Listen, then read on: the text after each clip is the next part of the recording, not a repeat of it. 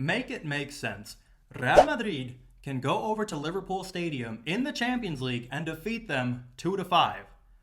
But then can't beat Barcelona in the Copa del Rey. The Blaugrana, who might I add, were eliminated from the Europa League just a couple of weeks ago. How? In today's video, I want to give my top 3 reasons why I think Ancelotti is failing tactically against Xavi. Let's go ahead and get right into it. Starting off with my first failure on Ancelotti's part, and that is he is not utilizing his wings to the best of their ability. And that is highlighted by Xavi's strategy of always placing Araujo as right back to neutralize Vini Jr. We've seen it multiple times now in multiple Clásicos, and yet Ancelotti refuses to admit that Vini Jr. just cannot take Araujo on one-on-one. The Brazilian looked incredibly frustrated throughout the first half, and this came to a head and was completely obvious when he was basically wrestling De Jong to the ground, and then proceeded to get booked for it, which only frustrated him even more. And I also want to point out just the massive acres of space that we saw throughout the game on the right wing. Last season, Ancelotti used Valverde as a right wing in order to catch opposition teams off guard. And hey, I even got to give it to Ancelotti, it did work a couple of times early this season, but now everybody expects it and everybody knows to prepare for it.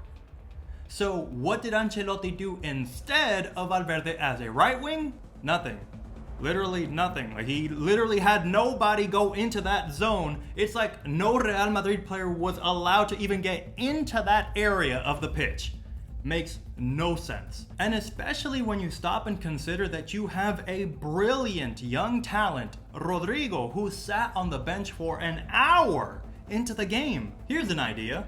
Why not start Rodrigo as a right wing where he loves to play?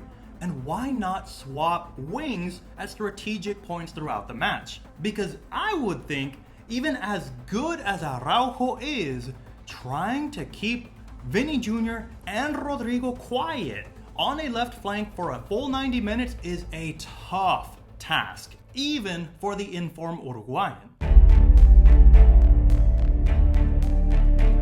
Let me just start off by saying that ever since Casemiro left, Real Madrid's midfield has been chaos. First, let's start off by pointing out the obvious that Carlo Ancelotti was incredibly lucky to have a trio of veterans in Kroos, Casemiro, and Modric all in their prime, and they did amazing together. But ever since the departure of Casemiro, it seems like Carlo Ancelotti is struggling to replace not only him, but all of his trio.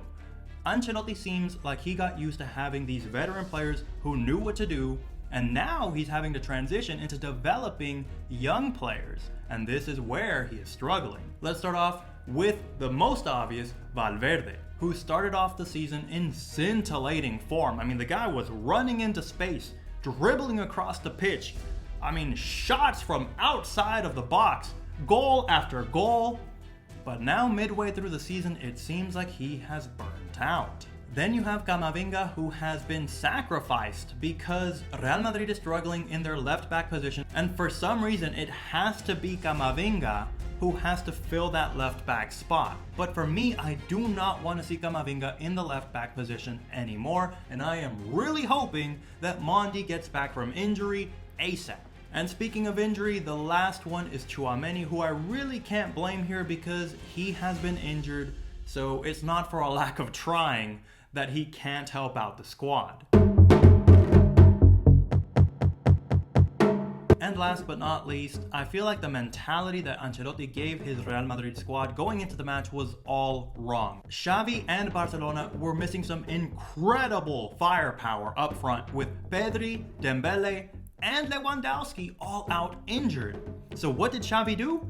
He prioritized defense, a defensive masterclass, and Real Madrid was left at the end of the game without a shot on target. That is the first time that Los Blancos have ended a game at home without a shot on target since 2010.